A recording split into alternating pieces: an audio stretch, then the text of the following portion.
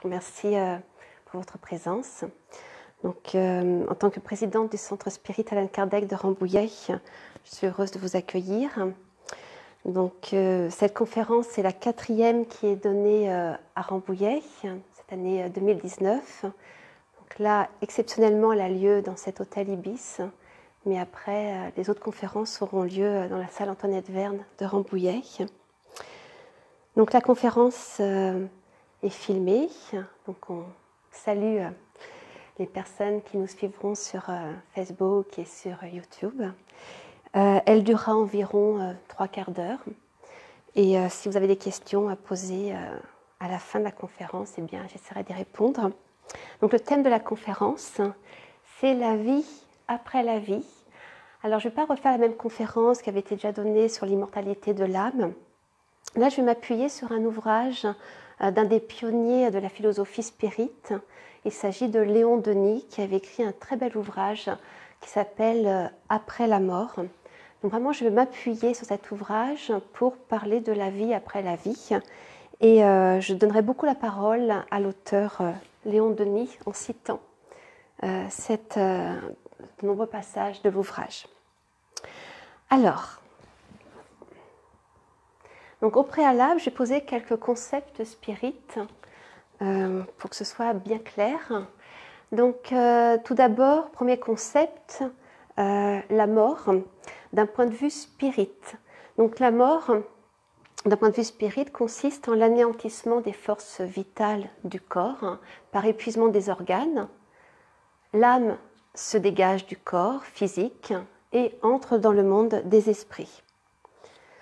Deuxième concept, donc l'esprit, puisque l'âme, en se dégageant du corps physique, donc, redevient ce qu'on appelle un esprit. Donc les esprits, ce sont les êtres intelligents de la création, en qui réside la pensée, la volonté, les sentiments et le sens moral. L'esprit est un être défini, limité, circonscrit, car il est enveloppé d'un organisme semi-matériel, un organisme fluidique ou énergétique qu'on appelle chez les spirites le périsprit, ce qui veut dire littéralement ce qui entoure l'esprit. Donc le périsprit, c'est le corps spirituel. Dans d'autres philosophies, dans les religions, on parle aussi de corps énergétique, c'est synonyme. Donc le corps spirituel qui est constitué d'une enveloppe fluidique, plus ou moins éthérée, qui est inséparable de l'âme et qui s'épure à mesure que l'âme s'épure. Donc le périsprit contient la mémoire de l'esprit, de ses vies antérieures, de ses facultés, de ses connaissances. Et plus ce périsprit est épuré, et plus les perceptions et les sensations de l'esprit s'étendent dans le monde spirituel. Mais j'y reviendrai. Alors, donc voici à quoi ressemble finalement notre corps énergétique. Donc cette image, vous avez en noir le corps physique, c'est celui que l'on voit, qui est le plus apparent. Et puis de différentes couleurs, ce qu'on appelle le périsprit, qui est constitué de différentes enveloppes vibratoires. Et ça a très bien été étudié dans la philosophie hindoue, par exemple, dans l'hindouisme, ou par les bouddhistes, qui connaissent très bien, et aussi dans la médecine chinoise. Et puis, sur ce dessin, on voit les chakras, qui sont donc ça veut dire roues, hein, en sanskrit. Ce sont des distributeurs d'énergie. Donc finalement, nous sommes constitués d'un corps physique périssable et d'un esprit et son corps spirituel qui, eux, sont immortels. On avait reçu à Tours un dessin médiumnique qui représente cela. Donc sur ce dessin, il était écrit « Voir au-delà du tombeau ». On voit à droite un tombeau et à gauche, donc, on voit le corps spirituel et l'âme immortelle, ce qu'on appelle donc l'esprit. Donc maintenant, ces concepts étant posés, alors je vais y revenir au cours de la conférence, je vais commencer véritablement la présentation de l'ouvrage de Léon Denis, intitulé « Après la mort ». Et on va commencer par une citation de l'introduction. Alors, un de ceux que vous aimez va mourir. Penché vers lui, le cœur serré, vous voyez s'étendre lentement sur ses traits l'ombre de l'au-delà. Le foyer intérieur ne jette plus que de pâles et tremblantes lueurs. Le voilà qui s'affaiblit encore, puis s'éteint. Et maintenant, tout ce qui, en cet être, attestait la vie, cet œil qui brillait, cette bouche qui proférait des sons, ces membres qui s'agitaient, tout est voilé, silencieux, inerte. Sur cette couche funèbre, il n'y a plus qu'un cadavre. Quel homme ne s'est demandé l'explication de ce mystère et pendant la veillée lugubre, dans ce tête-à-tête solennel avec la mort, a pu ne pas songer à ce qu'il attend lui-même. Ce problème nous intéresse tous, car tous nous subirons la loi. Il nous importe de savoir si, à cette heure, tout est fini, si la mort n'est qu'un morne repos, ou dans l'anéantissement, ou au contraire, l'entrée dans une autre sphère de sensations. Donc ce questionnement que pose Léon Denis dans son introduction est vraiment le questionnement, il est fondamental puisqu'il va en fait déterminer notre vision de la vie et par là aussi notre conduite, notre rapport au monde. Et donc ce questionnement aura sa réponse durant cette conférence. Alors Léon Denis, c'est un des apôtres du spiritisme. Il est né en 1846 en Lorraine et il est mort où il s'est désincarné. Les spirites parlent de désincarnation, c'est-à-dire que l'esprit quitte la chair, karna en latin, la chair. Il s'est désincarné donc en 1927 à Tours. Et c'est l'un des principaux continuateurs de l'œuvre d'Allan Kardec. C'est un écrivain et un conférencier de talent. Il a divulgué la philosophie spirite en France, en Belgique et en Algérie. L'Algérie qui à l'époque était une colonie française, avec ses ouvrages et de très nombreuses, des centaines de conférences. Donc après la mort, l'ouvrage sur lequel je vais m'appuyer aujourd'hui, c'est le premier grand ouvrage de Léon Denis qui a été publié en 1890 et il avait comme sous-titre « Exposé de la philosophie des esprits, ses bases scientifiques et expérimentales, ses conséquences morales ». Donc en fait c'est un résumé complet de la philosophie spirite qui avait été codifiée quelque temps auparavant par Allan Kardec. Et c'est écrit dans un langage clair, un langage très poétique, très, très beau. Vous verrez, je vais beaucoup le citer, vous verrez la beauté du langage de Léon Denis. Et c'est un ouvrage qui comporte 5 parties. La première partie est un résumé des grandes religions de l'Antiquité. Et Léon Denis montre le caractère universel de toutes les religions, qui ont été néanmoins adaptés au lieu et au temps. Et il explique que l'enseignement divin transmis aux hommes par plusieurs prophètes, par plusieurs penseurs, a toujours été dénaturé par les hommes, lesquels ont ajouté des rites et des dogmes et qui ont étouffé la portée morale de l'enseignement spirituel et religieux. Et il met en exergue dans la première partie le fait que la croyance en la réincarnation était très répandue dans l'Antiquité, tant en Inde que dans le monde grec, avec des philosophes comme Pythagore, on le sait, Platon, puis plus tard, à l'époque romaine, Plotin, à Alexandrie, et aussi chez les Celtes et dans la mystique juive et chez quelques premiers chrétiens, notamment les gnostiques. Et aussi la médiumnité était très répandue. On parlait des prophétesses, des sibylles, des oracles, j'en reparlerai un petit peu. Après, dans cet ouvrage, il y a une deuxième partie qui s'intitule « Les grands problèmes ». Et dans cette deuxième partie, il démontre de manière philosophique et rationnelle l'existence de Dieu et les pérégrinations de l'âme immortelle. Dans une troisième partie intitulée « Le monde invisible », il expose les preuves de la survivance et de l'immortalité de l'âme, notamment les preuves spirites. Dans la quatrième partie intitulée « L'au-delà », il présente la vie dans le monde spirituel d'après les connaissances qu'en donnent les esprits via les communications médiumniques. Et enfin, dans la cinquième partie, qui s'appelle « Le droit chemin », il présente un résumé des graves questions morales. Donc cet ouvrage, j'en ai quelques-uns ici, il y en a 3. On le trouve donc à la vente un petit peu, et puis on peut le trouver aussi en téléchargement gratuit. Je mettrai à la fin quelques références, on peut le trouver en format PDF aujourd'hui. Alors cet ouvrage eut un retentissement immense dans les années 1890 et je vais vous citer la lettre qu'a envoyée un des lecteurs de cet ouvrage à Léon Denis lui-même et que l'on a conservé. Cet homme venait de perdre sa femme. Et sa femme, elle était athée, lui également. Et 2 mois s'étaient écoulés depuis l'événement lorsqu'il écrivit à Léon Denis donc la lettre que voici, que je cite en partie. Je n'étais pas sans savoir d'une façon générale en quoi consistait le spiritisme. Mais lorsqu'on est bien portant, pas encore vieux, avec devant soi des années qu'on espère nombreuses et qu'on se promet de bien employer à la satisfaction de tous nos sens, pourquoi s'embarrasser de ces questions de l'au-delà ? On a parfois, devant l'immensité des mondes, l'intuition, la certitude même d'une intelligence créatrice. Mais cette impression est tôt chassée par des préoccupations moins abstraites. Dieu ne fait en nous que de fugitives apparitions. On pense à vivre d'abord et à bien vivre. Et tout à coup, s'ouvre devant nous l'abîme de la mort. J'ai lu depuis les livres d'Allan Kardec, j'ai lu les vôtres, d'autres encore traitant des questions spirites. J'ai lu après la mort et j'ai pleuré les plus abondantes, les plus douces larmes de ma vie. On vous a dit, des écrivains, des journalistes, des penseurs vous ont écrit que c'était là un très beau livre. Ce n'est pas cela. Ce livre, je voudrais être riche, très riche, pour l'éditer par millions et le voir dans toutes les mains sur toute la terre. Rien n'a été ni ne sera jamais écrit dans aucune langue qui soit si grand et si beau.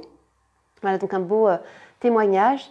Donc je vais tâcher de montrer toute la beauté, toute l'espérance et toute la sagesse contenue dans cet ouvrage au cours de cette présentation. Et pour ce faire, je présenterai donc des parties du contenu de l'ouvrage et je donnerai le plus souvent possible la parole à Léon Denis par la lecture de quelques extraits.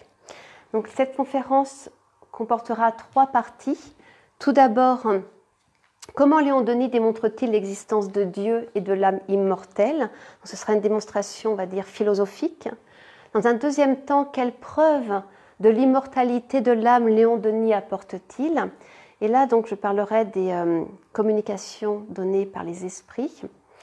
Et enfin, quelle connaissance du monde spirituel présente-t-il d'après ces mêmes communications spirites? Donc, c'est parti. On va commencer avec comment Léon Denis démontre-t-il l'existence de Dieu et de l'âme immortelle. Là, je m'appuie sur la deuxième partie de l'ouvrage, les grands problèmes, la démonstration philosophique de l'existence de Dieu et de l'âme immortelle. Alors, en fait, Léon Denis présente la beauté de l'univers, l'harmonie de l'univers, comme des témoins d'une intelligence suprême. Là, on voit sur cette photo un homme qui contemple la Voie lactée. On sait que dans notre galaxie, il y a des centaines de milliards d'étoiles, des centaines de milliards de planètes. Donc c'est vraiment cette immensité nous laisse songeurs. Et il écrit à un moment donné, si l'on jette des lettres de l'alphabet au sol, on n'aura jamais un poème décrit. Et quel beau poème que celui de l'univers. Donc la beauté, l'harmonie de la création prouve qu'il y a une intelligence sous-jacente à cette création. Donc, je vous montre quelques photos de ces beautés et de cette grandeur. Là, c'est une photo prise par le télescope Hubble. Chaque petit point lumineux, c'est une galaxie. Donc là, il y a une infinité de galaxies. Donc chaque galaxie comporte des centaines de milliards de soleils, d'étoiles. Donc pour montrer l'infinitude, l'immensité de notre univers. Et même actuellement, les scientifiques parlent de multivers. Il y aurait pas seulement un univers, mais un multivers. Donc on est face à l'infini. Et cet infini nous fait penser qu'il y a certainement quelque chose qui a une intelligence sous-jacente. Alors, il y a quelques photos qui montrent la beauté de notre Terre, si on revient sur notre planète, comme les océans. Là, c'est une photo qui a été prise en Bretagne. La nature sauvage, ici, une baleine ou un cachalot. Les montagnes, les paysages naturels montrent la beauté. L'infiniment petit, puis ici, c'est un flocon de neige, donc on a ici une très belle symétrie. On voit qu'il y a quelque chose qui est harmonieux dans la nature. qu'on retrouve dans les végétaux, par exemple cette fleur également très harmonieuse, les oiseaux, les animaux domestiques qui, qui resplendissent de lumière. Donc, le concept de Dieu pour les spirites, c'est vraiment Dieu comme une intelligence suprême, créatrice de toutes choses. C'est une force agissante, une force d'amour. Dieu est omniprésent, il est partout présent dans l'univers. On est constamment en présence de Dieu, mais on ne le ressent pas beaucoup parce que notre corps fait obstacle, notre corps physique. On ressent cet amour dans la prière, parfois, dans la prière sincère. Et puis on a aussi une parcelle de Dieu en nous. Notre âme est une étincelle divine qui est juste voilée par nos imperfections morales, mais on a vraiment comme un diamant en nous. Et c'est cette vision de Dieu que présente Léon Denis et que présente la philosophie spirite. Dieu défini comme énergie, amour, lumière. Donc il écrit, Léon Denis, donc je lui donne la parole, il est en nous, il est en chacun de nous des sources cachées d'où peuvent jaillir des flots de vie et d'amour, des vertus, des puissances sans nombre. C'est là, dans ce sanctuaire intime, qu'il faut chercher Dieu. Dieu est en nous, ou tout au moins, il y a en nous un reflet de lui. Il écrit encore, tout ce que nous pouvons dire pour nous résumer, c'est que Dieu est la vie, la raison, la conscience dans leur plénitude. Il est la cause éternellement agissante de tout ce qui est. Donc voici la définition qu'il donne de Dieu.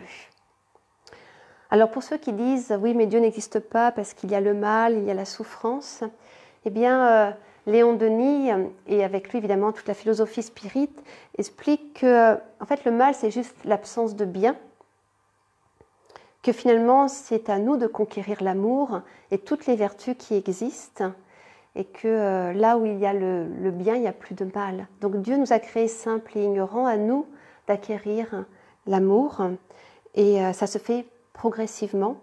Nous sommes les artisans de notre propre perfectionnement. Il n'y aurait aucun mérite à être créé parfait tel que peut l'être la créature, donc on a cette possibilité, ce libre arbitre de se créer, de se modeler, et à mesure que le bien se répand, le mal disparaît, l'absence de bien.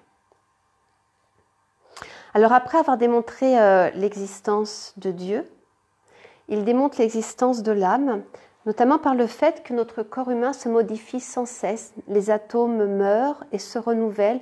On dit, je crois qu'en 7 ans, tous les atomes, toutes les cellules, en fait, se sont toutes renouvelées dans notre corps humain. Donc, notre corps physique se renouvelle sans cesse, et pourtant, notre pensée, notre caractère, notre être demeure. Donc, ça prouve bien que le principe intelligent qu'il y a en nous n'est pas de la matière.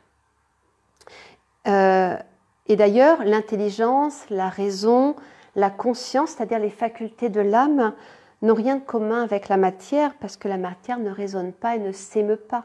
Les objets inanimés ne résonnent pas, ne s'émeuvent pas. Donc on a vraiment en nous ce principe intelligent qui n'est pas matière.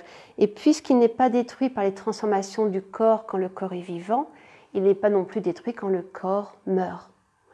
Donc c'est ainsi qu'il démontre l'existence de l'âme d'un point de vue philosophique.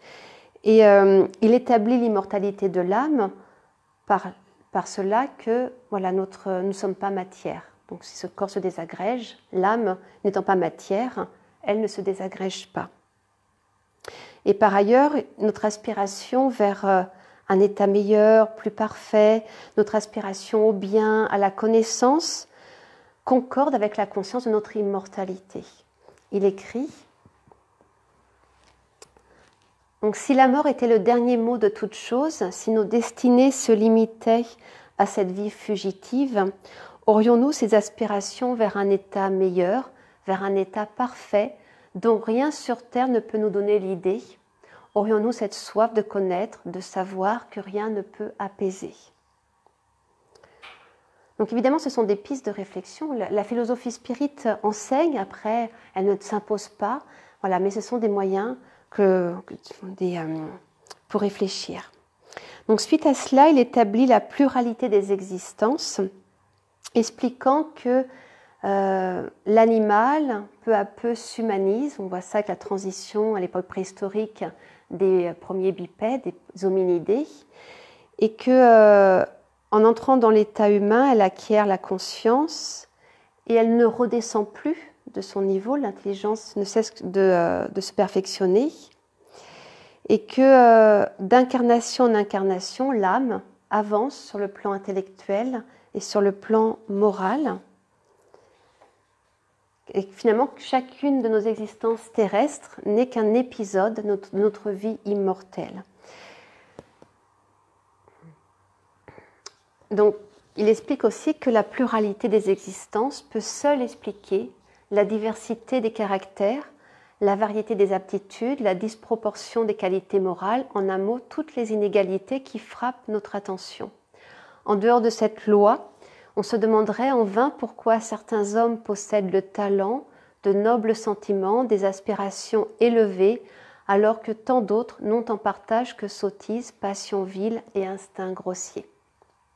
Donc il y avait une conférence de fête de données sur la réincarnation, donc je ne vais pas redévelopper cet aspect-là, mais c'est vrai que toutes nos différences, toutes nos aptitudes sont le fruit de nos travaux des vies antérieures, des travaux sur le plan moral et sur le plan intellectuel.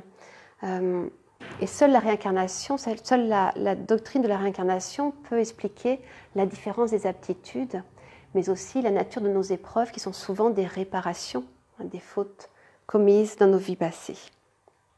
Donc là, il exprime deux lois divines fondamentales. Tout d'abord, la loi de liberté, qui s'exprime par le libre arbitre de l'être humain. Dieu nous crée libres.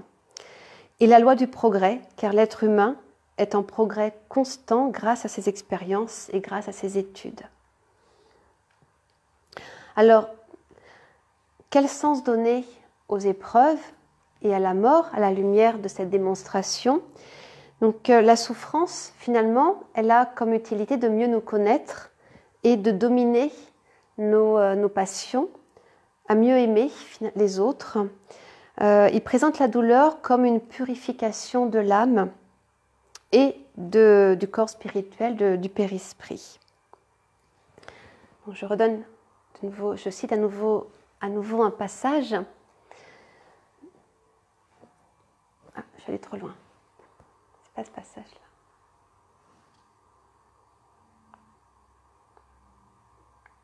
Ah, excusez-moi. Donc, je vais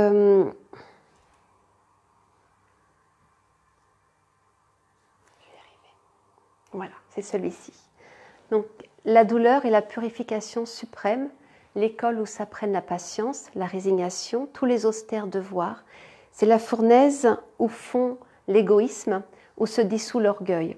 Parfois, aux heures sombres, l'âme éprouvée se révolte, renie Dieu et sa justice. Puis, quand la tourmente est passée et qu'elle s'examine, elle voit que ce mal apparent était un bien. Elle reconnaît que la douleur l'a rendue meilleure, plus accessible à la pitié, plus secourable aux malheureux. Donc finalement, la douleur, qui sur Terre est importante, puisqu'on est sur une planète encore très peu évoluée, nous sommes encore des esprits très peu évolués, on est au début de notre cheminement en tant qu'esprit. La douleur, en fait, c'est vraiment le moyen pour nous parfaire à notre niveau d'évolution morale. Les épreuves nous rappellent vraiment au but de l'existence, qui est de rechercher la science, la sagesse et l'amour. Donc le but de la vie qui en découle, c'est de ne pas rechercher les satisfactions matérielles, mais de travailler avec ardeur à notre avancement. Le but suprême est la perfection. La voie qui y conduit, c'est le progrès. Elle est longue et se parcourt pas à pas. Le but lointain semble reculer à mesure qu'on avance, mais à chaque étape franchie, l'être recueille le fruit de ses peines. Il enrichit son expérience et développe ses facultés. Nos destinées sont identiques, il n'est point de privilégiés, point de maudits, tous parcourent le même chemin et à travers 1000 obstacles sont appelés à réaliser les mêmes fins.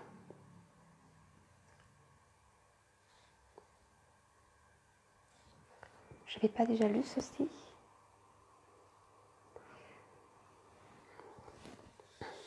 Donc, pour finir sur cette partie, la mort de Sweat perd tout caractère effrayant. C'est ce que démontre Léon Denis. C'est juste un passage, une transformation, un retour, on pourrait même dire, dans la patrie spirituelle. Et avec ce retour, l'âme emporte avec elle de nouvelles acquisitions sur le plan moral et sur le plan intellectuel. Et ce sont les seules acquisitions que l'on emmène dans l'au-delà. On laisse tout, même notre corps ne nous appartient pas. On emmène avec nous nos connaissances et nos vertus. Et donc, je cite encore Léon Denis, « Le retour est heureux pour celui qui a supporté avec courage ces épreuves. Avez-vous vu le papillon aux ailes diaprées dépouiller l'informe chrysalide où s'est formée la chenille répugnante? Avez-vous vu l'insecte qui jadis rampait sur le sol, maintenant libre, affranchi, voltiger dans l'air ensoleillé au milieu du parfum des fleurs? Il n'est pas de plus fidèle image du phénomène de la mort. »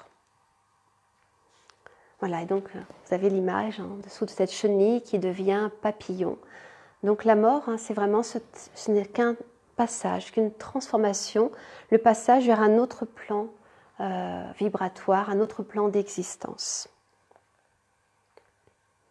Alors l'objection qu'on peut donner, c'est si notre âme est immortelle, si nous avons de nombreuses existences terrestres, pourquoi ne se rappelle-t-on pas de ce qui s'est passé dans le monde spirituel où nous étions avant de venir sur Terre, et pourquoi ne se rappelle-t-on pas de nos existences antérieures? C'est une objection qui est souvent posée. En fait, déjà sur Terre, on oublie la plupart de nos souvenirs, beaucoup de nos souvenirs s'évanouissent de l'enfance, de l'adolescence, la mémoire ne retient que ce qui est utile.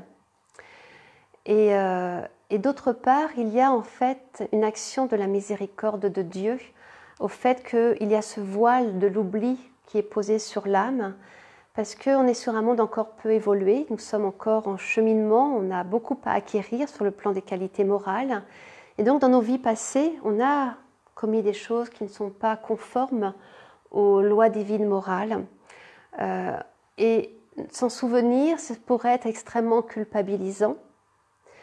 Or, il faut repartir à zéro. Et c'est pour ça que, je vais vous montrer une photo d'enfant, quand on revient sur Terre, eh bien, l'âme se revêt temporairement de ce voile d'innocence qui est l'enfance. D'autant que dans les familles, eh bien, on retrouve souvent des êtres avec qui on a eu des discordes dans nos vies passées, des êtres avec qui on a pu faire du mal ou qui nous ont fait du mal. Ça peut arriver. Alors, on retrouve aussi ce qu'on aime. On retrouve aussi des êtres qu'on a connus dans d'autres vies, dont les liens sont très forts. Mais voilà, donc si l'on voyait et on se rappelait le mal que nous a fait un père, une mère dans une autre vie, ou un frère ou une sœur, eh bien, ça retarderait les réconciliations. Or, on doit vraiment apprendre à pardonner, apprendre à aimer, d'où ce voile posé sur la mémoire. Après, en étudiant nos goûts, en étudiant nos caractères, nos épreuves, on peut avoir une idée de nos vies passées. Et de retour dans le monde spirituel, l'âme, l'esprit, retrouve l'intégralité de sa mémoire des vies antérieures. Parce que tout est conservé dans la mémoire du périsprit, du corps spirituel. Voilà donc pour cette première partie théorique sur la démonstration philosophique donnée par Léon Denis de Dieu, de l'âme immortelle et de la pluralité des existences. Dans une deuxième partie, je vais présenter les preuves qu'en donnent les communications spirites. Donc, en deuxième partie, donc, quelles preuves de l'immortalité de l'âme Léon Denis apporte-t-il? Et je vais m'appuyer sur la troisième partie de l'ouvrage, Le monde invisible, les preuves de l'immortalité de l'âme. Donc maintenant, il faut des preuves. On a besoin, notre Notre intelligence sur Terre s'est développée et on a besoin de preuves, on a besoin de rationalité. Il y a eu tellement d'abus faits par les églises, faits par le fanatisme, qu'on ne croit plus les gens sur parole. On a besoin d'expérimentation. Or, les communications médiumniques viennent apporter justement des preuves de la survivance de l'âme et de sa situation dans l'au-delà. Alors on sait aussi que nous ne percevons qu'une partie de la réalité. La physique quantique actuellement le prouve. Nos sens perçoivent donc la matière solide, liquide, gazeuse, mais on sait qu'il y a d'autres états de la matière que l'on ne voit pas, notamment la matière donc subtile, la matière énergétique, fluidique. Donc de même qu'on a inventé le microscope ou le télescope pour voir l'infiniment petit ou l'infiniment grand, eh bien nos sens sont limités. Donc on n'a qu'une petite partie, une petite perception de la réalité qui existe. Alors par l'hypnose, on a justement des preuves qu'il y a bien en nous une âme, puisque sous l'effet de l'hypnose, certains sujets qui sont hypnotisés arrivent à voir à distance, sans le secours des yeux, à voir ce qui se passe à des kilomètres à la ronde. Ils voient même dans le corps humain. Il y a des sujets qui peuvent voir dans le corps humain et détecter des maladies, diagnostiquer des maladies. Il y a des personnes qui lisent dans les pensées sous l'état de l'hypnose et aussi qui voient les esprits. Donc beaucoup de travaux depuis le 19e siècle se sont développés. À l'époque de Léon Denis, il y avait le colonel de Rochat, qui a été l'administrateur de l'école polytechnique, qui avait écrit un ouvrage sur les états profonds de l'hypnose. Et donc il montrait que ces phénomènes produits sous hypnose eh bien, prouvent l'existence d'une âme. Et cette âme, pendant l'hypnose, est temporairement dégagée du corps physique et retrouve ses facultés donc spirituelles. Donc ce sont des preuves qui sont apportées. Aujourd'hui encore, les travaux se perpétuent sur l'hypnose, le magnétisme. Et puis l'autre preuve, eh bien, ce sont les communications données par les esprits eux-mêmes. Alors ces communications, elles ont existé de tous les temps, à toutes les époques. Là, sur l'image, je vous montre donc par exemple une coupe de l'époque grecque qui montre la Pythie qui rendait l'oracle d'Apollon à Delphes. Donc, c'était une voyante qui était inspirée par le dieu Apollon, c'est-à-dire l'esprit, cet esprit qui l'inspirait. Ou encore, on a l'exemple du prophète Mohammed ici qui reçoit la révélation par l'ange Djibril, c'est-à-dire l'ange Gabriel. Donc il y a eu énormément de voyants dans les temps anciens, énormément de prophétesses, de prophètes, de sibylles. Il y avait aussi ce qu'on appelle les théurgies. À Alexandrie, par exemple, dans l'école néoplatonicienne d'Alexandrie, il y avait donc des réunions où des initiés recevaient des communications de bons esprits. Hypatie d'Alexandrie, cette grande mathématicienne et philosophe néoplatonicienne, recevait des communications spirites dans ses théurgies, par exemple. Donc c'est très ancien. Simplement, ces phénomènes ont pris leur essor au XIXe siècle. Alors même dans la Bible, j'oubliais, il y a un passage d'une épître de saint Paul où Paul écrit « Mes bien-aimés, disait Jean l'évangéliste, ne croyez pas à tout esprit, mais éprouvez si les esprits sont de Dieu. » Donc les premiers chrétiens recevaient des communications spirituelles, spirites, on appelait ça les charismes. Ils guérissaient par imposition des mains, donc par magnétisme, et donc ils pouvaient même parler, on appelait ça le parler en langue. Les médiums parlaient en des langues qu'ils ne connaissaient pas. Donc c'était les esprits saints, et les esprits saints, ça s'est peu à peu transformé en l'esprit saint. Mais donc il y avait des communications spirites donc, chez les premiers chrétiens. Alors je vous disais que ces communications se développent beaucoup au XIXe siècle.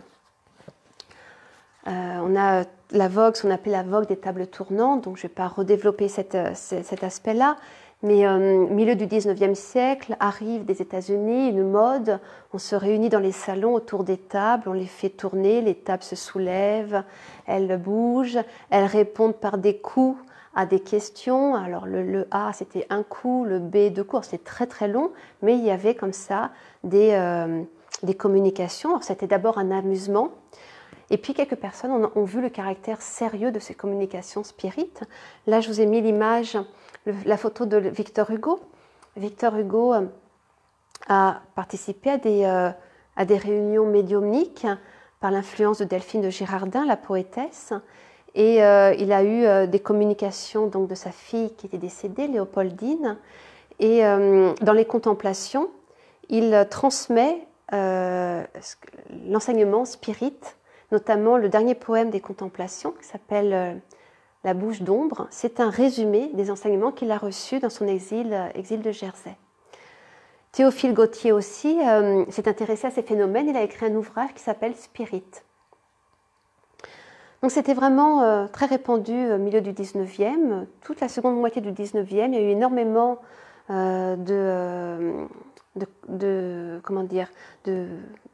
d'expérimentation spirit. Les savants également se sont intéressés à la question. Là, je vous montre par exemple William Crookes en Angleterre, mais on sait que Alfred Russel Wallace, le cofondateur de la théorie de l'évolution des espèces avec Darwin, a adhéré au phénomène spirit, a reconnu les phénomènes spirit. Et ici, William Crookes, donc, qui était membre de l'Académie des sciences en Angleterre et de la Société royale, a étudié pendant 4 ans les manifestations spirites avec l'aide de la médium Florence Cook, et il a écrit des ouvrages et il a reconnu donc publiquement la réalité des faits spirites.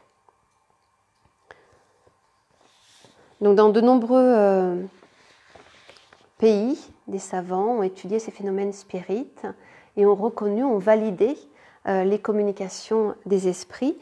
En France, Allan Kardec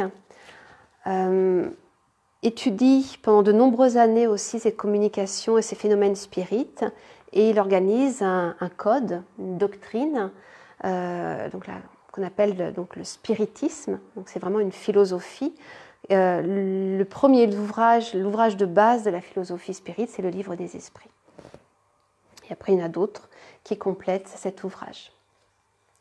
Donc en fait, ces phénomènes spirites apportent la preuve de la survivance de l'âme, et les nombreuses communications donnent des renseignements sur la situation des esprits dans le monde spirituel. Alors ça a commencé vraiment à se diffuser au milieu du 19e, ça a continué tout au long du 20e, mais ça continue au 21e siècle, puisque là encore aujourd'hui, à l'heure où je vous parle, il y a de très nombreux centres spirites, notamment au Brésil, puis il y en a un peu moins en France, c'est en train de se redévelopper, mais on a encore des communications d'esprits plus ou moins heureux selon leur niveau d'évolution morale. Et à cela s'ajoute aujourd'hui tout le phénomène des expériences de mort imminente, ces gens qui sont morts cliniquement temporairement et qui témoignent de ce qui se passe après la mort clinique. Donc il y a le docteur Raymond Moody qui a beaucoup travaillé là-dessus, le docteur Charbonnier en France qui travaille beaucoup là-dessus, et ce sont vraiment des preuves de la survivance de l'âme. Là, je vous renvoie aussi à la conférence qui avait été donnée sur l'immortalité de l'âme, où j'avais bien développé cet aspect-là. Donc voilà pour la partie expérimentale qui vient amener des preuves. Si vous voulez, après dans les questions-réponses, je pourrais donner des compléments si vous avez des questions là-dessus.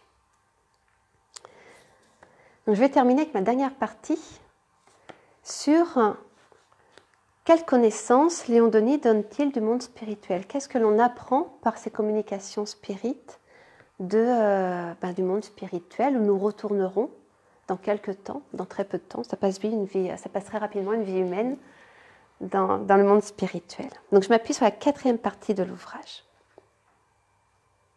Donc le spiritisme n'est pas une philosophie, on va dire, montée de toutes pièces, c'est pas une théorie préconçue. Vraiment, Allan Kardec, Léon Denis, tous les grands auteurs spirites se sont appuyés sur les observations sur les communications médiumniques pour élaborer la théorie. C'est vraiment, on peut dire, une science expérimentale. La théorie a été élaborée à partir des faits. Alors donc, la théorie, je vous la présente à partir de tous ces messages émanant des esprits. Donc tout d'abord, on apprend par la philosophie spirite que les sensations qui suivent la mort sont infiniment variées. On meurt chacun différemment, puisque c'est lié à notre mode de vie, notre niveau d'évolution morale, nos mérites, nos démérites, la hauteur morale de l'esprit qui quitte la terre. Donc il n'y a pas une mort identique. Et on a donc de très très nombreux témoignages, des milliers d'esprits qui racontent le passage différemment. Ce que l'on sait, c'est qu'au moment de la mort du corps physique, l'âme se dégage graduellement du corps physique. Elle est souvent endormie, dans un état d'endormissement. Ce sont les bons esprits, notamment l'ange gardien des religions, le guide spirituel, qui procède au détachement des liens fluidiques entre le corps physique et le périsprit, le corps spirituel de l'âme, et que plus l'âme s'est dégagée des choses matérielles, plus elle a fait du bien dans sa vie terrestre, et plus ce dégagement est rapide. A l'inverse, si on a une vie très matérielle, si on n'a pas recherché à faire le bien, à s'élever moralement, le détachement est lent, et l'esprit peut rester dans le trouble de nombreux jours, voire même on a des esprits qui restent dans le trouble des mois, des années, des décennies. Il y a des esprits qui ne se reconnaissent pas avant un certain temps. Alors, je vais redonner la parole à Léon Denis.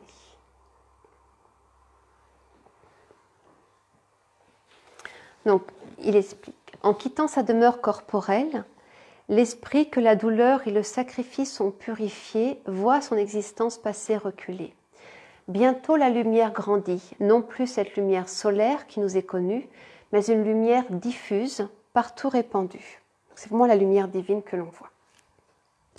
Progressivement, elle l'inonde, le pénètre et avec elle un sentiment de félicité, un mélange de force, de jeunesse, de sérénité. L'esprit se plonge dans ce flot réparateur, il s'y dépouille de ses incertitudes et de ses craintes, puis son regard se détache de la terre, des êtres en pleurs qui entourent sa couche mortuaire et se tourne vers les hauteurs. Il entrevoit les cieux immenses et d'autres êtres aimés, des amis d'autrefois, plus jeunes, plus vivants, plus beaux, qui viennent le recevoir, le guider au sein des espaces. Ça, c'est le retour dans le monde spirituel d'un esprit heureux, d'un esprit suffisamment évolué moralement. Et ça concorde complètement avec ce que disent les gens qui ont vécu des expériences de mort imminente. C'est que dans le monde spirituel, quand on est suffisamment évolué, on voit cette lumière qui irradie, cette lumière divine, et arrive à notre rencontre des êtres que l'on a aimés, mais qui sont beaucoup plus beaux et plus jeunes que sur Terre, puisque dans le monde spirituel, l'esprit prend la forme qu'il le souhaite, en fait, par la pensée. Donc, si on meurt à 90 ans, c'est juste l'enveloppe qui meurt à 90 ans, l'esprit lui reste toujours jeune, et dans le monde spirituel, il peut avoir une apparence de 30 ans, 35 ans. Ceux qui ont les médiums voyants voient par exemple des esprits qu'ils ont connus âgés sous des traits de personnes jeunes qui se présentent à eux. Ce n'est pas pour tous les esprits identiques. Dans les réunions médiumniques que l'on a, dans les réunions médiumniques que l'on fait, dans les communications que l'on a, on a beaucoup d'esprits qui restent dans le trouble assez longtemps. Ça peut durer un mois où l'esprit est endormi et se réveille très lentement dans le monde spirituel. Alors, dans le monde spirituel, de retour dans le monde spirituel, l'esprit est son propre juge. En fait, éclairé par son guide spirituel, par l'ange gardien des religions, il voit défiler devant ses yeux sa vie terrestre et il la juge à l'aune de l'amour, en fait. Quand les gens ont vécu des expériences de mort imminente, ils disent bien qu'ils avaient cet être de lumière à côté d'eux, ce guide spirituel, qui leur montrait la vie qu'ils ont vécue en leur demandant, voilà, comment as-tu aimé? Qu'as-tu fait pour les autres? Il n'y a plus rien qui compte, il n'y a que ça. Dans le monde spirituel, les honneurs, les situations matérielles, rien ne compte de tout cela. Ce qui compte, c'est l'amour. Comment as-tu aimé? Qu'as-tu fait? Et en fait, on a sur Terre un voile. Et ce voile disparaît complètement dans le monde spirituel. Et le guide spirituel l'enlève, ce voile. Alors là, je parle encore de l'esprit suffisamment évolué. Il y a des esprits qui n'ont pas accès à cette reconnaissance immédiate. Ça peut être très long pour certains esprits. Et en fonction du niveau d'évolution morale, l'esprit va sur des plans spirituels qui correspondent à son niveau d'évolution. Donc il y a plusieurs endroits dans le monde spirituel. Il y a des endroits au niveau de la Terre. Donc ici, sur Terre, on a des esprits qui sont, on va dire, errants, qui ne sont pas des esprits heureux, qui restent au niveau de la Terre parce qu'ils sont attirés par des choses de la Terre. Ça peut être des addictions, ça peut être des pensées très matérielles. Et puis après, des mondes très très lumineux où vont les esprits heureux, où ils sont dans la lumière divine. Il y a une matière, il y a donc des paysages, il y a des fleurs, il y a une nature, la lumière. Donc il y a vraiment une matière, mais sur un plan énergétique, sur un plan subtil. Alors, je vais de nouveau citer Léon Denis, cet ouvrage. Donc c'est donc une loi naturelle, analogue aux lois d'attraction et de pesanteur, qui fixe le sort des âmes après la mort. L'esprit impur, alourdi par ses fluides matériels, reste confiné dans les couches inférieures de l'atmosphère terrestre, tandis que l'âme vertueuse, à l'enveloppe épurée et subtile, s'élance joyeuse, rapide comme la pensée, et plane dans l'azur infini. Donc on a vraiment par toutes ces communications médiumniques de très très nombreux témoignages d'esprits qui sont sur ces différents plans vibratoires, certains très sombres, d'autres très lumineux. Mais évidemment, c'est temporaire. Pour l'esprit inférieur qui est dans un plan spirituel inférieur, ça dure jusqu'à ce qu'il se repente. À partir du moment où il y a ce repentir qui naît, il est emmené, il est éclairé par les bons esprits. Et après, il prépare une nouvelle incarnation, il prend des résolutions et il évolue sans cesse. Donc, Léon Denis insiste sur le rôle très important de la pensée. Notre pensée a véritablement une action sur notre corps spirituel. La nature de nos pensées se reflète dans notre corps spirituel. Plus nos pensées sont des pensées belles, des pensées d'amour, et plus ce corps spirituel va rayonner. À l'inverse, les pensées des criminels, les pensées malsaines vont vraiment alourdir l'énergie, le corps spirituel et ternir. Quand on voit les esprits inférieurs sont marron, gris, dans ces couleurs-là, très gris. Et on voit d'autres esprits à l'inverse qui sont extrêmement lumineux, même parfois qui éblouissent, qu'on ne peut pas supporter la lumière quand ce sont des esprits très très évolués.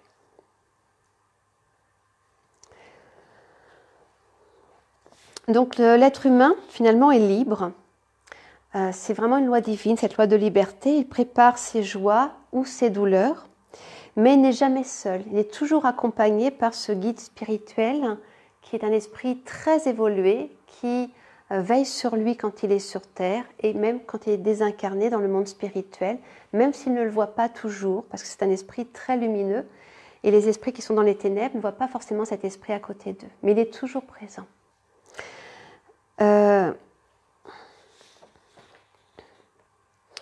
Donc voilà, donc il y a une infinité de plans spirituels, une infinité de situations d'esprit.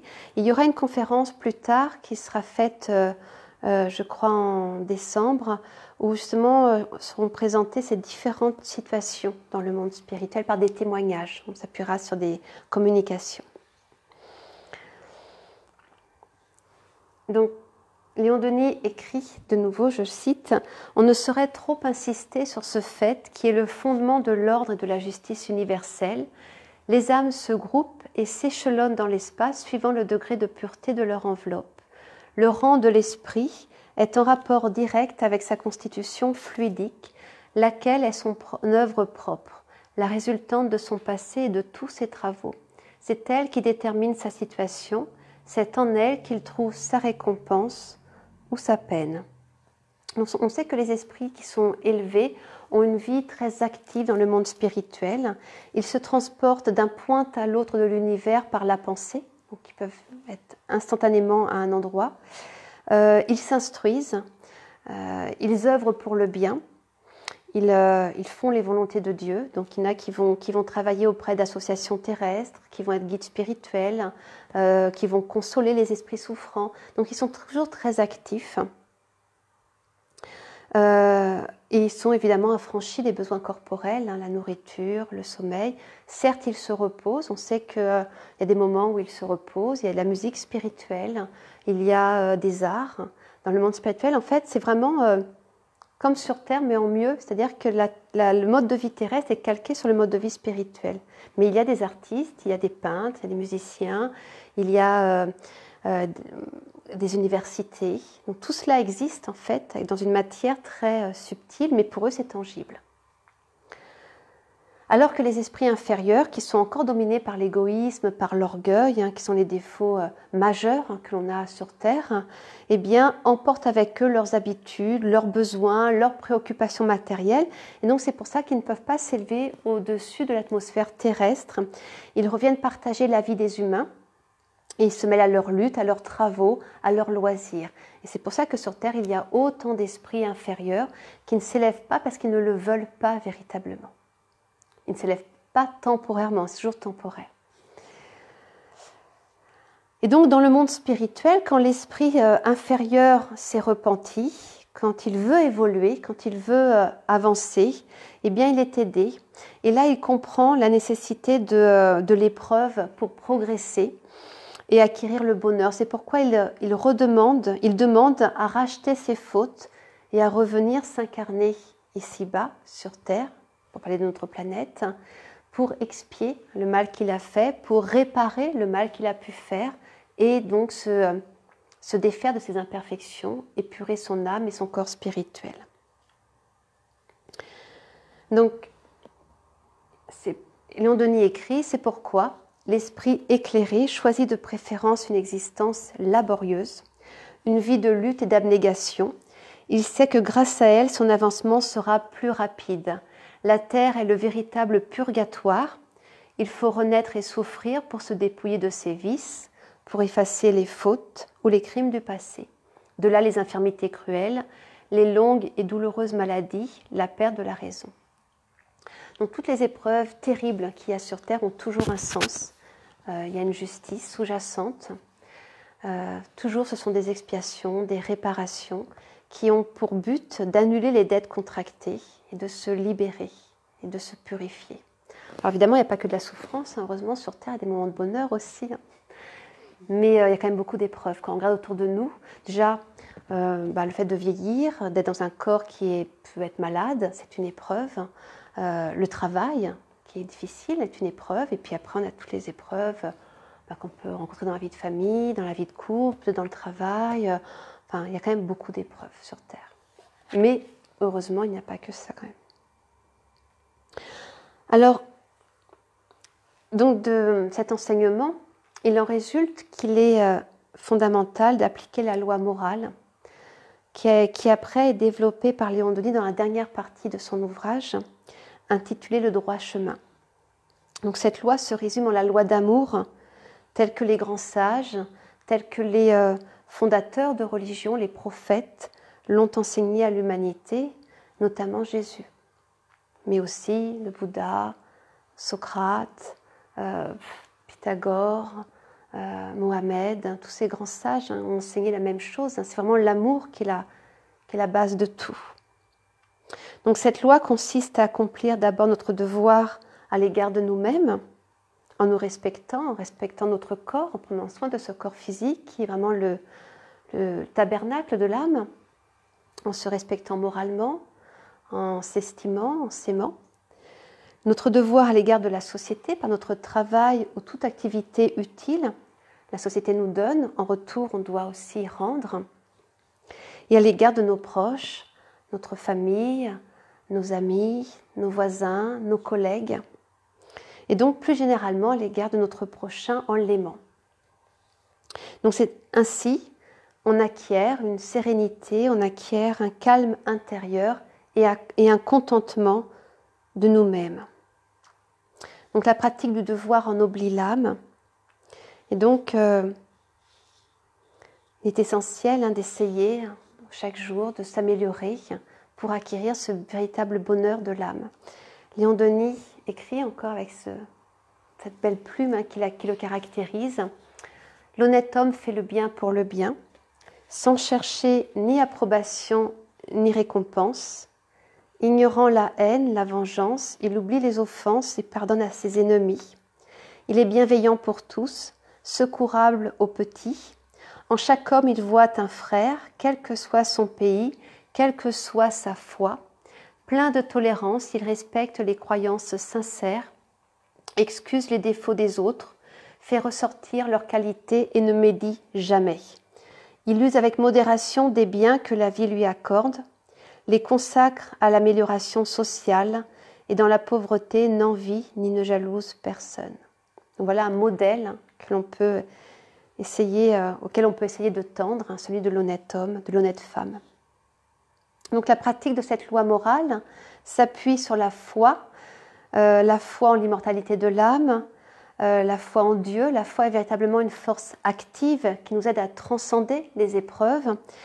Et puis elle s'appuie aussi sur la prière qui est véritablement une force. Quand on prie avec sincérité, on est vraiment aidé, on ressent cette aide dans nos épreuves respectives. La prière, voilà, simplement demander l'aide divine. Ce ne sont pas forcément des prières qu'on nous a apprises, c'est un élan du cœur, la prière. Il écrit ceci, Léon Denis, sur la prière.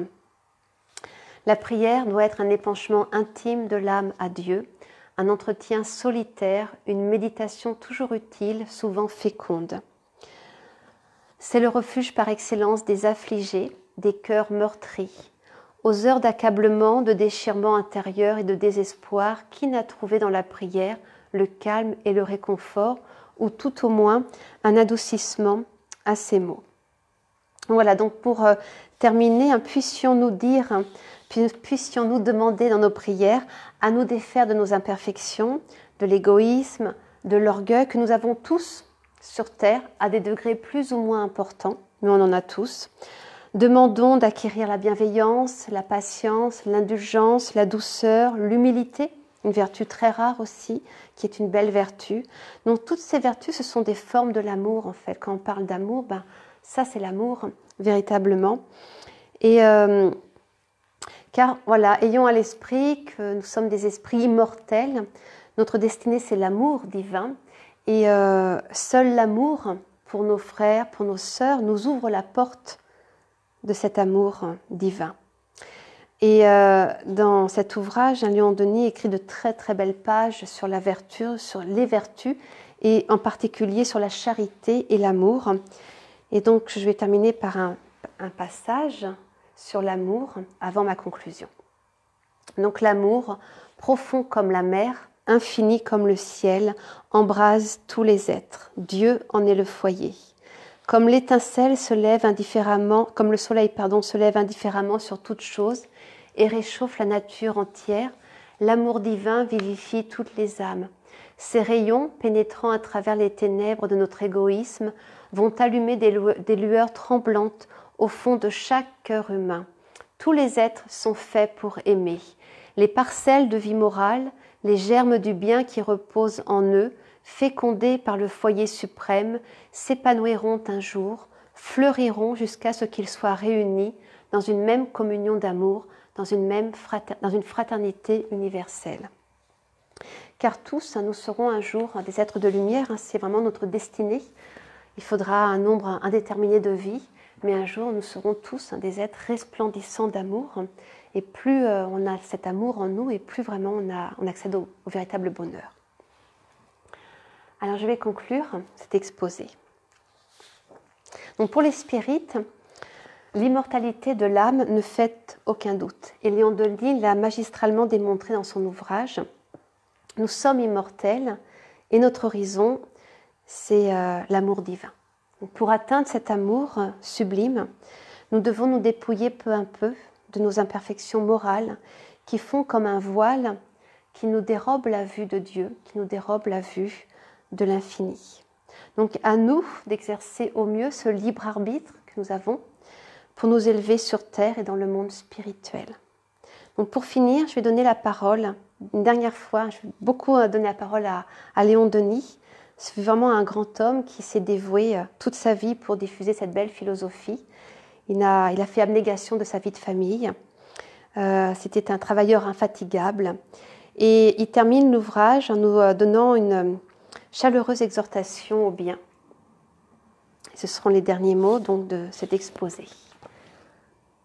Donc il écrit « Et toi, ô mon ami, ô mon frère, qui as reçu ces vérités dans ton cœur et qui en connais tout le prix, permets-moi un dernier appel, une dernière exhortation.